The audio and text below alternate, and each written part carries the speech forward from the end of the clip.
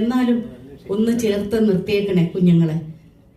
നമ്മുടെ കുഞ്ഞുങ്ങൾ ഇന്നൊരു ജില്ലയിൽ നിന്ന് മറ്റൊരു ജില്ലയിൽ നിന്ന് ഒരമ്മ ഒരു മോനെയും കൊണ്ട് വന്നു. 17 വയസ്സായി. അച്ഛനും അമ്മയും തമ്മിൽ വേർപിരിഞ്ഞു. അവിടെയാണ് പ്രശ്നം.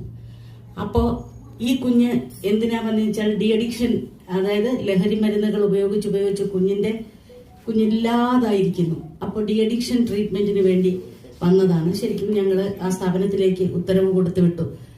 എന്താ ഉപയോഗിച്ചെന്ന് ചോദിച്ചപ്പോൾ കുഞ്ഞ് പറഞ്ഞത്, അവൻ പറയുന്ന നല്ല മിടുക്കനൊരു മോൻ. എന്താ ഉപയോഗിച്ചേ കുഞ്ഞെ? എല്ലാം എന്ന് പറഞ്ഞാൽ മദ്യത്തിന്റെ ഈ എല്ലാം, പിന്നെ അത് കഴിഞ്ഞിട്ട് ലഹരി വസ്തുക്കൾ എല്ലാം എന്ന് വെച്ചാൽ എന്താ, ഓരോരോ പേരുകൾ പറഞ്ഞ് പേടിച്ചുപോയി. കേട്ടിട്ട് കൂടിയില്ലാത്ത പേരുകൾ ആ കുഞ്ഞ് പറയുന്നു. ആ അമ്മയുടെ കണ്ണിൽ നിന്ന് ഒഴുകുന്ന കണ്ണീരിന് അതിരില്ലായിരുന്നു.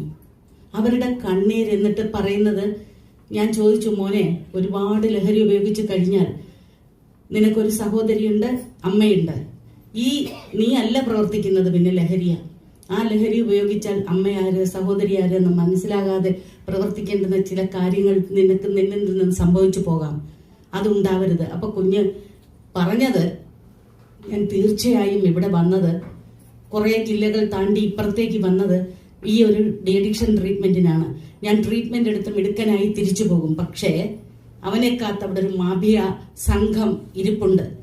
അവര് പറയുന്നു, ഇന്ന് ആ അമ്മ പറയുന്നു, വലിയ മന്ത്രിമാർക്ക് ഫോൺ കോൾ വരുന്നത് പോലെ എൻ്റെ മോന് രാപകലില്ലാതെ ഫോൺ കോളുകളാണ്. അപ്പോൾ ഒരു മാഫിയ സംഘം ഈ കുഞ്ഞിനെ കൊണ്ട് ലഹരി വസ്തുക്കൾ വിൽപ്പിച്ച് അങ്ങനെ ഈ കുഞ്ഞിനെ ഉപയോഗിക്കുന്നു. എന്തെല്ലാം തരത്തിൽ ഉപയോഗിക്കുന്നുണ്ടാവാം. അതുകൊണ്ട് സ്വന്തം കുഞ്ഞുങ്ങളെ ചേർത്ത് നെഞ്ചോട് ചേർത്ത് പിടിക്കാൻ നിങ്ങളുടെ കരങ്ങളുണ്ടാവണം, നിങ്ങളുടെ മനസ്സുണ്ടാവണം, നിങ്ങളുടെ ശരീരം ഉണ്ടാവണം, എല്ലാത്തിനും ഉപരി നിങ്ങളുടെ കണ്ണുകൾ ഉണ്ടാവണം. സ്വന്തം കുഞ്ഞിനെ ഒന്ന് നോക്കിയേക്കണം. എന്താ, എങ്ങനെയാ, ഇവന് വിഷമമുണ്ടോ അല്ലെങ്കിൽ ഇവൾക്ക് വിഷമമുണ്ടോ എന്നുള്ളത് ഇങ്ങനെ കാണാനുള്ള കഴിവുണ്ടാകണം.